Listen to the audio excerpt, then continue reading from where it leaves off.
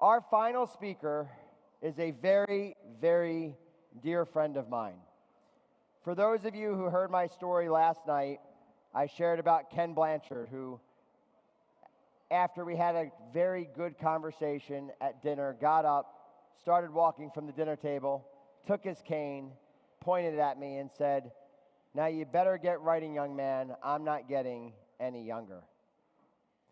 And from that point forward, I had a great privilege to be able to spend time walking alongside Ken, interviewing Ken on my podcast 4 times, and then I got introduced to one of Ken's best friends, Garry Ridge.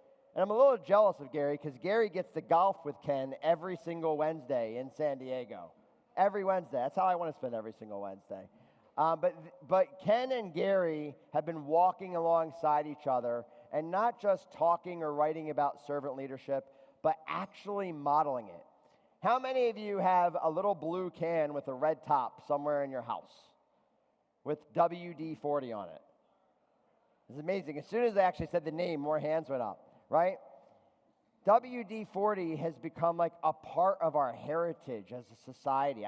The second that I say it, I could smell it, right? It brings back memories of fixing my son's bike, of fixing squeaks and all the things that my bride asked me to fix around the house.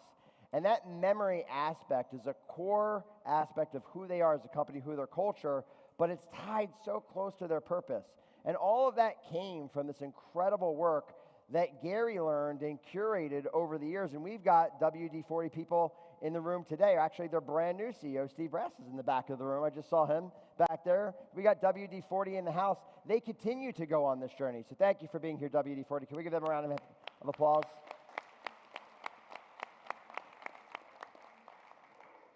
But what Garry has done is has taken all of the theory that we've spent time talking about and put it into action in a public company that many of us are familiar with, and it has created unimaginable, sustainable results. And that's what we want to walk away with here today. So please join me in welcoming my dear friend and colleague to the stage, our closing speaker, Garry Ridge.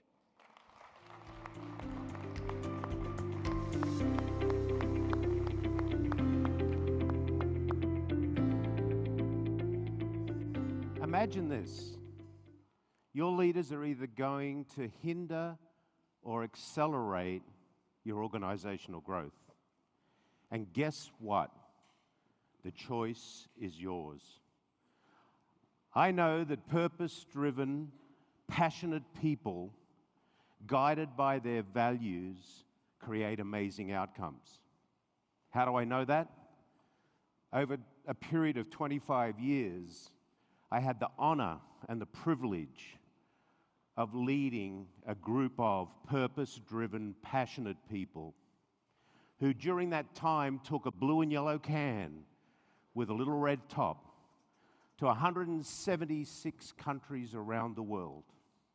And during that time, they had and created an engagement level that has been boasted about by others all around the world. Here's my purpose. I help leaders build cultures of belonging where love, forgiveness, and learning inspire happiness and a more connected world. Why is that important?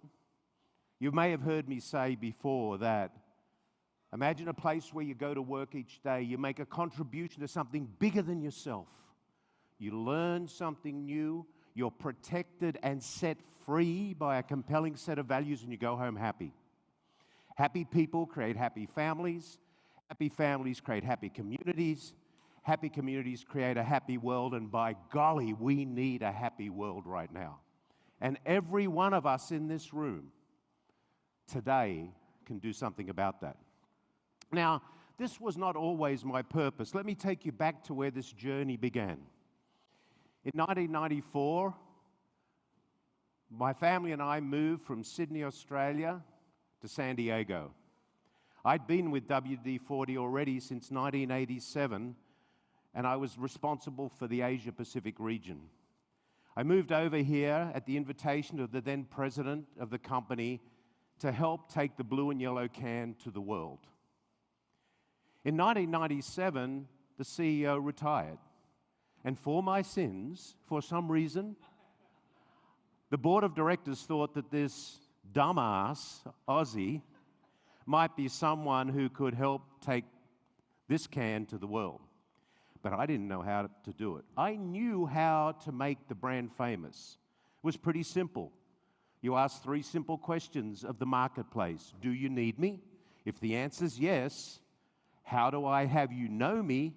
And how do I make me or the can easy to buy? I knew that. But we had a great culture at WD-40 back then, but it wasn't one that was going to take us to the world. I was on an airplane, a Qantas 747.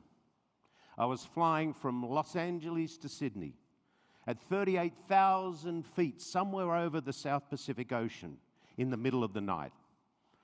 My light was the only light that was on, that was shining down on what I was reading, because when you're on those long flights, and that's a 15 or 16-hour flight, you take stuff to read.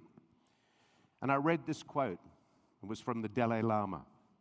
He said, "Our purpose in life is to make people happy. If we can't make them happy, at least don't hurt them."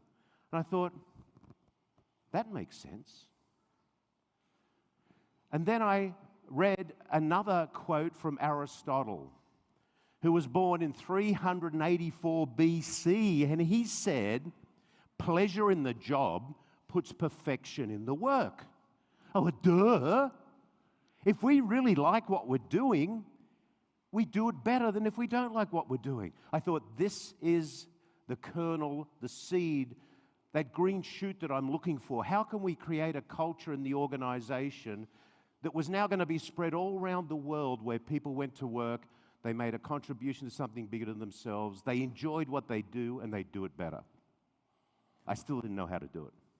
I got back to San Diego a week or 2 later, and I was reading the Union Tribune. And I read an article in the Union Tribune, and they were talking about a master's degree in leadership program at the University of San Diego. And they said this was a program that was put together by the university and by Ken Blanchard, who at that time I knew Ken only from some of his famous books like The 1 Minute Manager. Ken was known and is still known as the guru of servant leadership. So I went to an information session, and Ken said, most MBA programs get people in the head. We've got to start getting people in the heart. And I went, this could be it. So I enrolled. I'm now the CEO of a US public company, and I went back to school to learn what I thought I knew and confirm what I thought I knew and learn what I didn't know. And for the next 2 years, I went to school on servant leadership and how do you build organizations where people actually know they matter and they care. And we started to implement those learnings in the company. And those that worked, we turned up the volume, and those that didn't work, we turned down the volume. And it was suddenly we start to see some of the change. I loved what we learned at that program so much. Over the next 20 years, we sent 34 people to the University of San Diego to get master's degrees in leadership, to embed that learning in the organization. Nearly 2 years ago, this September, I stood down from my role at WD-40. I didn't retire, I refired. And why am I saying that? Because what became real to me was I'd just been through my 25 years of leadership apprenticeship. It's now time to put that to work. How can we pay it forward? I was walking with Marshall Goldsmith one day in New York about 9 years ago, and he said to me, "Hey, Garry, listen to me." And when Marshall says that, there's only one thing you do. You say, "Yes, Marshall?" He said, "You need to make sure you don't float into a void. When you leave that leadership role, you need to pay it forward. You need to take your scar tissue, your dumbassery, and you need to share it with the world, because there are things that we need to do to make the world a better place." And I said, "Yes, sir." And we went on. So if we think about what actually purpose is. It's the fundamental reason that the company exists, beyond just making a profit. It's about what the company aims to do for the customers, the employees, and for the broader community. The purpose is the core essence that remains constant over time, even as business strategies and a change and models evolve. It's about impact the company wants to make on the world. So let's think about having a clearly defined purpose within an organization has several positive attributes that can enhance the performance and the culture. And what I planned and want to do to you today is talk about those attributes, but then where do they fit into a model that then you can execute on to make that real within your organization? Remember, the choice is yours. You can choose to build organizations and culture where people actually do great work, or you can choose not to. The choice is yours. I'm also going to talk a little bit later about this person. Some of you have met this person before in my pocket. This is Al, or it could be Alice, the soul-sucking CEO who has attributes that create toxic cultures in organizations. A couple of you that I've seen during the week have said, "Where's Al?" I said, "I can't wake him up." Even this morning, Maria and I were in the room and she saw me there, waking Al up, having him clean his teeth, do what he needs to do. Lazy son of a bitch he is.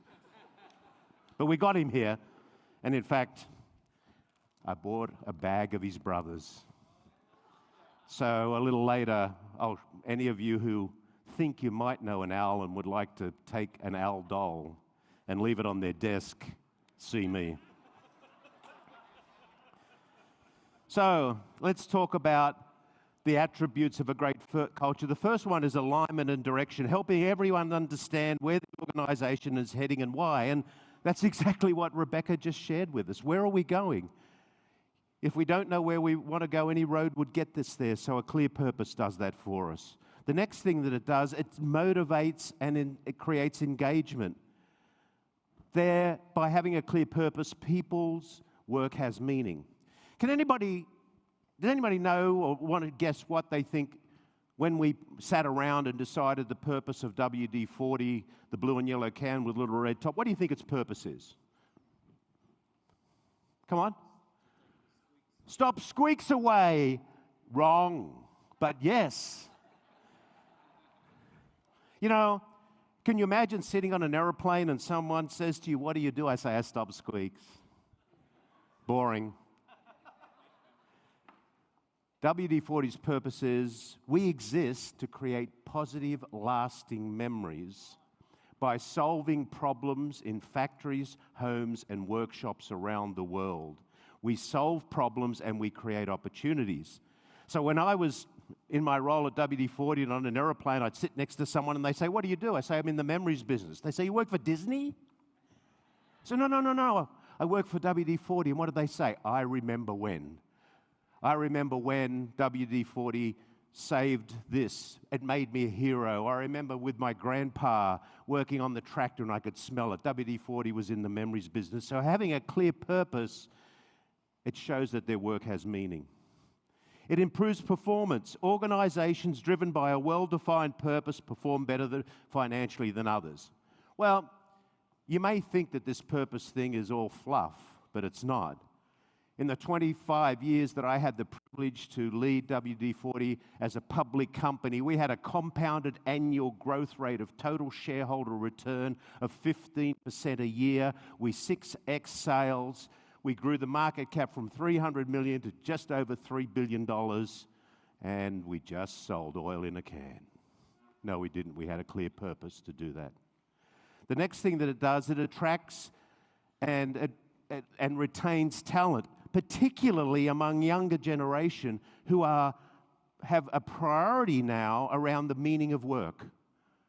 They want to know that their work makes a difference. So having a clear purpose is an attraction and a retention of talent. It creates adaptability and resilience. They navigate through times of change and uncertainty. And that was clear to us when we were navigating through COVID a couple of years ago. It was our culture that gave us that resilience to navigate through that. It enhances reputation and trust. It creates a platform for innovation. It encourages looking beyond the short-term gains towards the long term. So all of these things come together to help build a culture where people actually know they're making a difference. My friend Hubert Jolet, who turned around Best Buy, wrote a great book. It's called The Heart of Business. And in that book, he did some research. And the scary thing is, he researched over 19,000 workers in 19 countries, and 16% of people were fully engaged where they went to work each day. And if my math's right, that means 84% of people who went to work each day were disengaged or actively disengaged. Do we think that they were leaning into the purpose? No way. No way. As Rebecca shared with us, using the right mindset, the right tools, and the right thinking, we can definitely come up and develop a robust strategy around our business. But if there's only a small percentage of our people who are going to work every day executing against that strategy in a positive way, we're not maximizing the value we're delivering to the people we serve, the communities we live in, and those shareholders that entrust us with our business. So, in the final class of my program at USD, the professor in the strategy class said, can you take everything you've learned over this past 2 years and build out a business model that you think you can execute on that will deliver great performance and build a great culture within the organization? And in 2001, I developed this business model. And you'll see it has some really interesting components. 4 things you need. People, haha. Second one was purpose, wow. Passion, yes, and products. So the first thing is people, the tribal culture. I'll talk a little bit more of that in a minute. The second one was purpose, values. Values in an organization are the written reminders of what keeps you safe and what sets you free. Rebecca touched on that a little bit. I think of them basically as the banks of a river. Imagine a river running from the mountains to the sea. It has banks that guide the water from the river to the sea. And if those banks of that weren't on that river, what would you have? You'd have a big old cesspool of stinky water. But when you're on that river going from the mountains to the sea, lots of stuff goes on. There's rapids that you have to get around. There's places on the side of the river where you could stop and relax. There's activities, but that river, those banks keep you moving to where you want to go. But there's that freedom to be able to have as much fun as you want on the river and also to navigate around what it is. There's planning, which is strategy. There's execution, which is important. I call that the typhoon zone. Why? Because my big learning moment was, if you get out of balance and don't spend the required amount of time on people, purpose, values, and learning, and just on strategy and execution, you won't maximize the outcome. Because it's the will of the people times the strategy that creates the maximum outcome. And then we birthed the learning moment. And this then sits on 4 pillars of care, candor, accountability, and responsibility. So we'll dig into that a little more because there's 3 things that people want in business and probably in life. They want to know they belong. Every one of you in this room today, I guarantee it, has left a party, an event, a relationship, or an organization because you didn't feel like you belong. Everyone's done that. Everyone wants to know they matter. What am I doing that matters and makes a difference? And everybody wants to make choices. But our job in organizations is to give them a playground of safety to make those choices. Because if you don't give them the playground of safety, they won't make the choices, or they will make choices outside of those boundaries that Rebecca talked about. So imagine a place where you go to work every day, you make a contribution to something bigger than yourself, you learn something new, you're protected and you're set free by a compelling set of values, and you go home happy. That's what we want to do. So let's talk about culture. I stole this from Simon Sinek. In Simon's book, he said, culture equals values plus behavior. And I called Simon up and I said, Simon, you missed a word, consistency. If you don't do it day after day after day after day, it's not going to stick. Culture is not an initiative. Culture is the enabler of all initiatives. When I was a young lad back in Australia, I went to Des Moines Boys High School. And this is a picture of my science lab at Des Moines Boys High School. Now, when I dug up the picture, I thought, geez, it looks more like a prison than it does like a science lab. I'm guessing it felt a bit that way sometimes. But when I was there in my science class, my science teacher gave me a petri dish one day, and they said, what we're going to do in this petri dish, we're going to grow culture.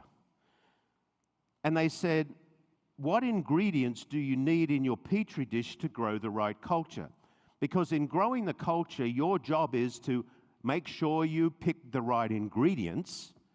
And then, as the owner of the petri dish, you've got to take care of those ingredients.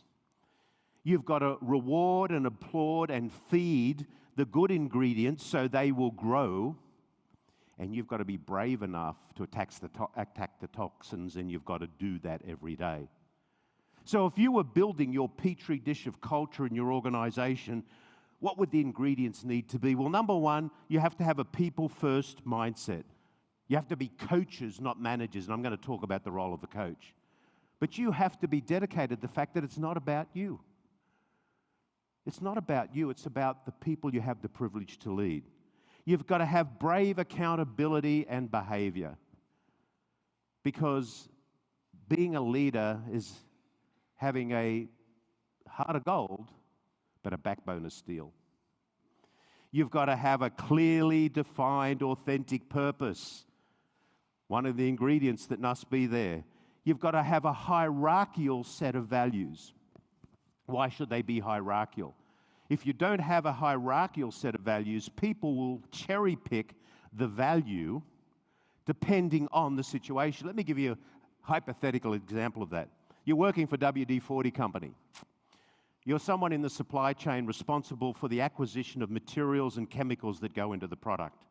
You have a vendor walk in one day, so excited. They run in and they say, I've got it. You are going to be promoted. After this conversation, I want you to run over to Steve Brass, the CEO's office, and you've got to tell him all about this. And I know Steve will be calling human resources immediately. You'll be vice president of something. This is just amazing. And you say, tell me more. He said, I've done some analysis on your product. And there's an ingredient that you use that we can supply you. And I've done the testing, and efficacy is pretty good. Equal to or maybe a little tiny bit better than what you have. And price-wise, if my calculations are right, you can drop $4 million to your bottom line just by changing. You're a public company. It's going to add 2 cents a share to your shareholders. They're going to love you. My God, we're going to celebrate. Isn't this going to be fantastic? Now, there's just one thing I need you to do. Little warning on the can. Now, don't worry about the warning. It's all legal. You're not going to have to wear those things that our speaker wore the other day. All you got to do on the can is put in the state of California, there's a chemical in this that is known to cause cancer. It's called a Prop 65 warning. But don't worry about it. Everybody does it. It's what we do. This person says, oh, well, you got me excited there. I must admit, I'm sorry I'm not doing it. What the hell? Didn't you hear me? $4 million promotion. Everybody's going to love you. Get up to the office of the CEO now. Tell him. He said, yeah, but look, we have some values. Our number one value is we value doing the right thing. Our number two value is we value creating positive, lasting memories in all of our relationships. And guess what? Cancer does not create positive, lasting memories. We have a mandate that says we will have no cancer-causing chemicals in anything we sell. My values are helping me make this decision. Wait a minute, you didn't hear me. I want to talk to your boss. So you can talk to my boss. You can talk to the head of supply chain. In fact, I'll walk you up to Steve's office right now, and I can tell you exactly what Steve's going to tell you. He says it's not aligned with our values. Do you think that person was empowered because they could make a choice, a $4 million decision? How did they make that? Because they had the boundaries of values to do it. You set them free, and they felt safe. So in the organization, a hierarchical set of values. At WD-40, our sixth and last value was we value sustaining the WD-40 economy, which was the one that related to profitability. Because we had to sustain the economy to be able to feed the organization and those that it served, to be able to maintain what we did and keep the trust of our shareholders. You have to have transparent and simple vision. Keep it simple. As Rebecca says, we camouflage issues with confusion to make out how smart we are. Don't do that. When I used to introduce myself when I was at the company, I'd say, "G'day, I'm Garry Ridge. I'm the consciously incompetent, probably wrong, and roughly right Chairman and CEO of WD-40 Company." And why did I say that? Because it was absolutely true. In most circumstances, I was probably wrong and roughly right, and I needed all the help I can get. And today, I'm the dean of dumbassery. Learning moments that reduce fear, and I'm going to talk about the power of the learning moment. We needed belonging, acceptance, connectedness. This is the tribe. Now, when I talk about tribes, I'm not talking about any indigenous group. I'm talking about the attributes that go back to the beginning of mankind. When Ugg the caveman used to run out with his big stick, he was a member of a tribe. Sebastian Junger wrote a great book about tribes. It's a group of people that come together to protect and feed each other. So let's not get confused here. This is not any sly on any indigenous group at all. It's the ability of us to say we belong to something and this is what we stand for. This is what we stand for. We want a place that has security, support, inclusion, and identity. Everybody has a point of view. Everybody has a place. You know, we're just these humble human beings bumbling our way down this pathway of life. Respect everybody for who they are and what they do. We all have a contribution to make. And then we have care, candor, accountability, and responsibility. I'm going to dig into that a little bit deeper. So let's think about the power of learning. How much we learn a little bit from theory. We learn a little bit from practice, but we learn a lot from mistakes. Now, here's the problem with the word mistake. We don't like it. We don't like the word mistake. Have you ever seen anybody running down the corridor of an organization yelling out, "I am a failure. I feel good. I failed. I'm a failure." What are you? I failed. We don't like that. But the reality is that without learning, without having those failures, we don't succeed. WD-40 is a typical example of that. Do you know the story? Back in 1953, the company was called Rocket Chemical Company. There were a couple of chemists in a little lab back in San Diego, and there was a problem with condensation and corrosion in the umbilical cord of the Atlas space rocket. And they received a tender from the company that was managing that NASA space program, and they said, "We're looking for a solution." So they got together and they started to mix up stuff. And they mixed up formulas, and they had Formula 1 and 2 and 3, and they got to 39. And they still didn't have the formula that solved the problem, and guess what? 40 did. And it was named Water Displacement 40th Formula. Now, for a couple of reasons, I'm glad they didn't stop at 39, and I'm glad 39 didn't work. Because I don't think WD-39 sounds anywhere as good as WD-40, do you? And if they started at 39, I wouldn't have met all of you today, because I would not be here. But the thing is, what did they have? They had 39 learning moments. So let's take away the failure side and let's talk about a learning moment. And a learning moment is there to reduce fear. We don't make mistakes. We have the opportunity to have a learning moment. And a learning moment is a positive or negative outcome of any situation that needs to be openly and freely shared with all people. So get rid of the word failure, get rid of the word mistake, and say to everybody in the organization, let's have an abundance of learning moments and let's share it around. Because it's from those learning moments we create brilliance and psychological safety. Now, the other thing that we want to do in an organization is get rid of this word. If you look up this word in the dictionary, the definition of a manager is a manipulator. So, would you like your business card to say, I am the supply chain manipulator? I am the marketing manager or marketing manipulator? I work for human resources and we manipulate people. No, get rid of it. A great organization does not have managers. They have coaches. Vital to us. I love this quote from Adam Grant. He says, it's easy to be a critic or a cheerleader. It's harder to be a coach. A coach sees your weaknesses and attracts your worst self. A cheerleader sees your strengths and celebrates your best self. A coach sees your potential and helps you become the best version of yourself. So we took the word manager out and we said everybody's called a coach. Now you have a responsibility. So if you're a coach, what are your responsibilities? Well, number one, I love it. A great coach is committed to helping a player get an A. I wrote a book with Ken Blanchard called Helping People Win at Work. The byline is, I'm not here to mark your paper, I'm here to help you get an A. Life is about helping people get A's. The first thing is, how do you define what an A looks like? So sit down with your people and work it out. If an A walked in this room today, what would it look like? And how do I, as the leader, help you get there? Is brave.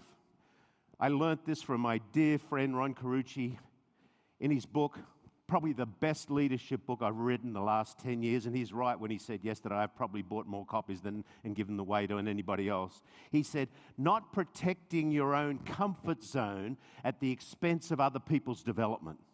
And we protect our own comfort zone because we don't want to have those redirection conversations. And the reason we don't want to have the redirection conversations is we haven't been clear about what we're holding each other accountable for.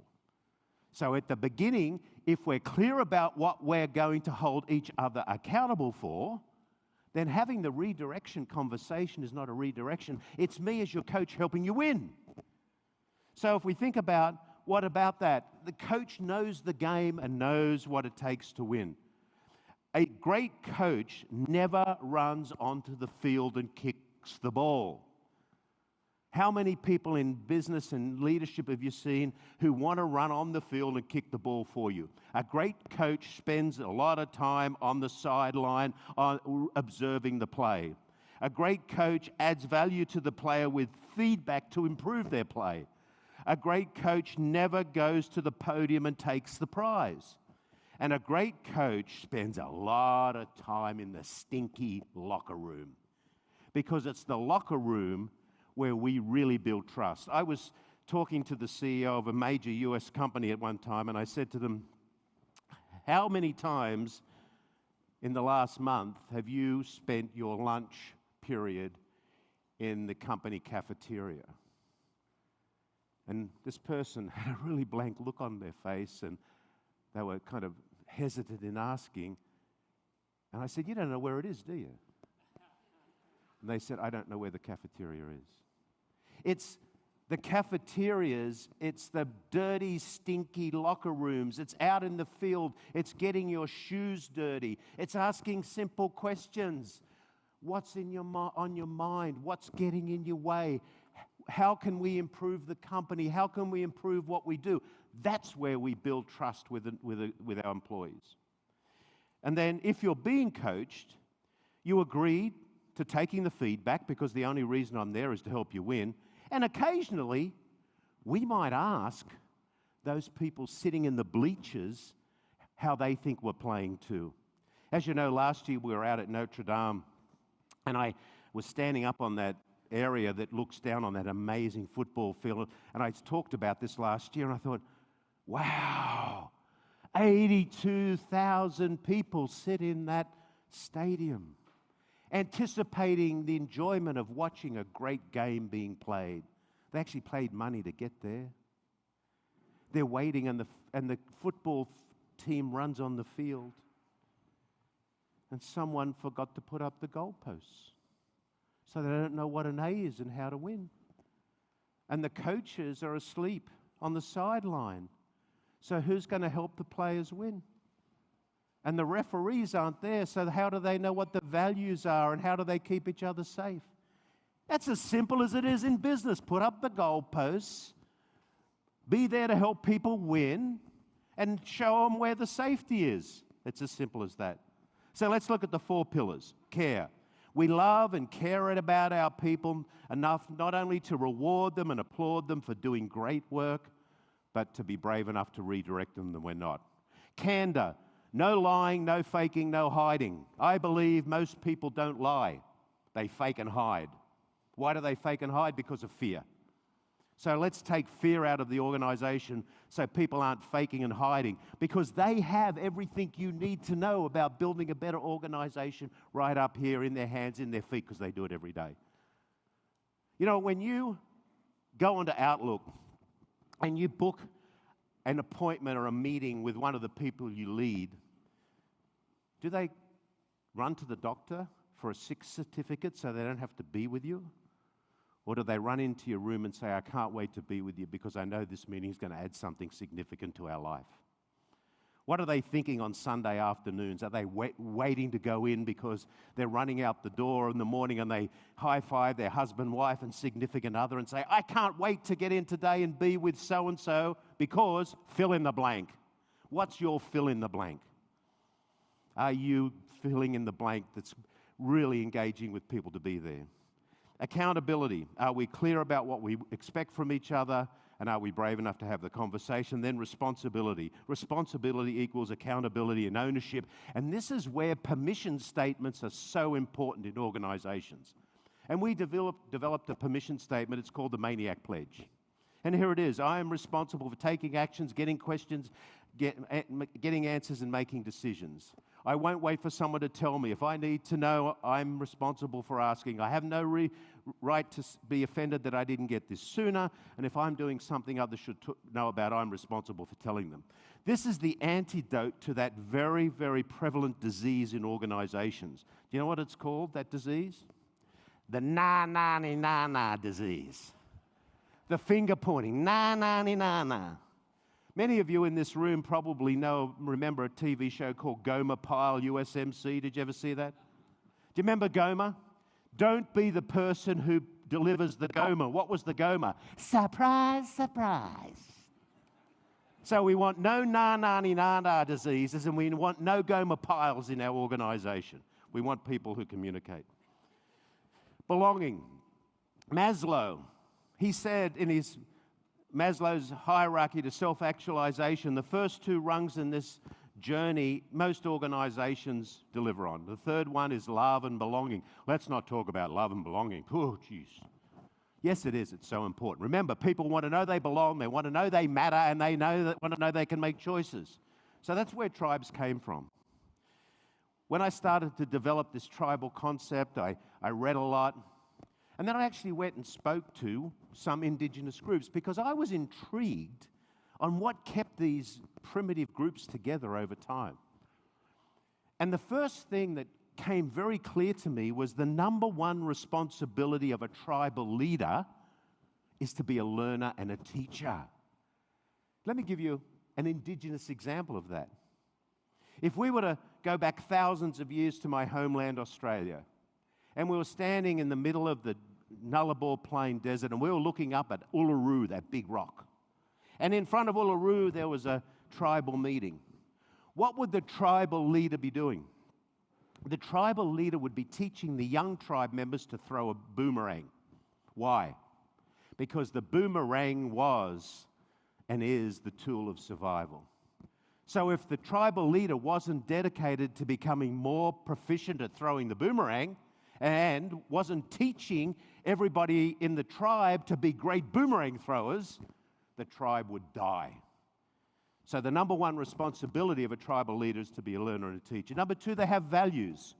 Many of you who know me well know I'm a great fan of the Godfather movies.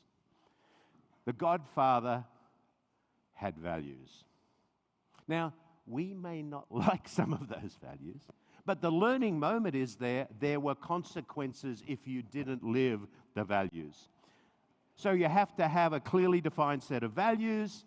You have to have clarity around the context of the belonging. Everybody wants to belong, and it's wonderful. I see all the folks from Broad River Retail here. I know they belong. Why? Because they're wearing their shirts, right? I see you all. I know where you belong. You're a member of the Broad River Retail Tribe. Right. We had messages from the river yesterday. What's more tribal than that, than a message from the river? We're future focused. What if we were in a tribe that didn't look to the future? As I love the quote, and I quote Rebecca all the time around uncertainty. Uncertainty is a series of future events that may or may not occur. That's us looking to the future and ensuring we're aware of what may or may not occur and planning around it. We have specialized skills. Maria, my wife, and I love to go to Fiji. We go to a little island called Liku Liku Lagoon. We love the people there. It's one of the few places where they're actually have a program to save iguanas. But I went and sat with a few of the tribal leaders there, and I asked them, tell me some attributes of a tribe. Well, they said, tribal members have to have specialized skills. There are better fishermen, and there are better hunters, and there are better hut builders. And in fact, they said there's some of them that are better succession planners. So in an organization, we need to respect the fact that we have to have specialized skills. We don't know it all. Do we have the right skills in our organization? We need to be warriors, a group of people, a tribal promise. What is our tribal promise? A group of people that come together to protect and feed each other. A little story about that. When we were going through COVID, fortunately, at that time, Steve, who was our new CEO, had become our COO, so we got to ride this motorcycle together. And we had a lot of learning. But as we entered January 2021, we still didn't know whether the world was going to come to an end. There was talk about a vaccine, but was it going to come? We were all locked down everywhere, and culture in our organization is so important to us. It's the lifeblood. And we're talking about, are we draining cultural equity? Is it we were doing everything we could to keep people together? And we thought we were. I said, let's do a pulse survey and see what happened. We went out, we did the survey, and one number came back, and I looked at one number and said, that can't be true. There's a question that says, I'm excited about the company's future. And I said, how can they be excited about the company's future? We don't know whether we're going to live this year. Let's go back and dive into that question. And we dove into the question. And the number was right. 97% of our people globally in January 2021, when the world could have been coming to an end, said they were excited about the company's future. Why? They said, we are living our tribal promise of a group of people that come together and protect and feed each other. If I could be anywhere right now, I want to be here. Listen to these three words. I feel safe. Was that culture, that the elements of culture and purpose keeping us together in hard times? Absolutely. And then we want to celebrate. Well, being an Aussie, we like to celebrate. But we celebrate in good times, and we celebrated in times we're not so good. So let me go on to Al, or Alice, the soul-sucking CEO, and talk a little bit about some of the attributes of leadership that I'm sure they're not existing in your organizations. But if they are, be brave. Be brave. Don't be the person who's protecting their own comfort zone at the sake of other people's development. Let's look at Al, the blah, blah, blah person, the type A big guy. Let's talk about Al. What about him? Firstly, Al has a big ego. His ego eats his empathy instead of his empathy eating his ego. It's all about me, me, me. Al says, I'm a micromanager. Al is not that coach. He is running on that football field every time as the guy goes to kick the ball, he steals the ball, and he kicks the goal. Yay, I'm the winner, I'm Al. What does the player feel? Screw you, Al. I did all that work and you took all the praise. You're a micromanager. Al thinks he's corporate royalty. Spent my entire life climbing this corporate ladder. I've done a serious amount of butt kissing to get here. Thou shalt respect me. I will have the largest office in the building. I will have my own private car space. I will not need to know where the cafeteria is because I shall never go there. In fact, I would expect that my coffee, with one splendor and a dash of cream, is delivered to my desk every day because I am Al, or Alice, corporate royalty. What a lot of BS that is. Wants to have a fear-based culture because they think fear drives performance. We know it doesn't. Think about fear for a minute. Have you ever been driving down a road and a deer goes to cross the road and they turn and they look at you and they stand still? They're scared stiff. And what happens? Boom, bang, roadkill. So what happens in an organization where there's fear? People get paralyzed. They're a master of control, wants to control everything. They're a know-it-all. Oh, and this is a beauty. They're a know-it-all. They have all the answers, even the wrong ones, does Al or Alice. Does not value learning, must always be right, hates feedback. We don't want to have any feedback, and does not keep their commitments. I think that was one of the measures that Rebecca was sharing with us. So let's go back to my dear friend, my mentor. Now, Davin told the mistruth. I don't play golf with Ken every Wednesday afternoon because today's Wednesday, Davin, and I'm not there. But when I am in town, I am privileged to be with Ken. Those of you who don't know Ken is 85 years old this Sunday. Maria and I and a bunch of other people are going to go and celebrate his life with him. And, you know, I say I owe my success to three people, the Dalai Lama, Aristotle, and Ken Blanchard. And Ken Blanchard, when I tell him that, he said, how do those other two get into that? But Ken says, saying you're a servant leader is a good start, but if your behavior that makes it right for the people. In other words, does your video match your script? So what are some of the behaviors of a servant leader? Leaders involve and love their people. Leaders are always in servant leadership mode. Leaders are expected to be competent. Leaders are connected with emotional intelligence. They're in the stinky locker room. They know where the cafeteria is. Leaders love learning moments because they know that learning moment, that next thing is a breakthrough. They love it. Leaders have a heart of gold and a backbone of steel. This is not easy. And Charlie, my friend, gave me a beautiful quote some time ago, and now I quote him all the time. Charlie Maloof says, culture is not a microwavable event. It takes a crockpot approach. And that is so true, because we need to have a heart of gold and the backbone of steel. No good deed goes unpunished. We need to make tough decisions, but it's so rewarding. And it's not something you can do overnight. You've got to build it over time. Leaders are champions of hope. Leaders know micromanagement is not scalable. Leaders do what they say they're going to do, and they love feedback. Now, I was talking about WD-40. So I left the organization 2 years ago, and we have a great leadership team now, and I'm not connected, so I don't get any insider information. I'm still a shareholder. Remember that, who is ever here, I'm still a shareholder. So, you know, I get excited when I listen to the quarterly earnings calls. And when I listen to the quarterly earnings calls, I'm not really that interested in the quarterly results because I know they're built over time, but the last quarterly earnings call, they revealed their latest employee engagement numbers. And I've been waiting for this because I knew they'd be good, because I know the leadership team there are doing a great job. So this is what they said.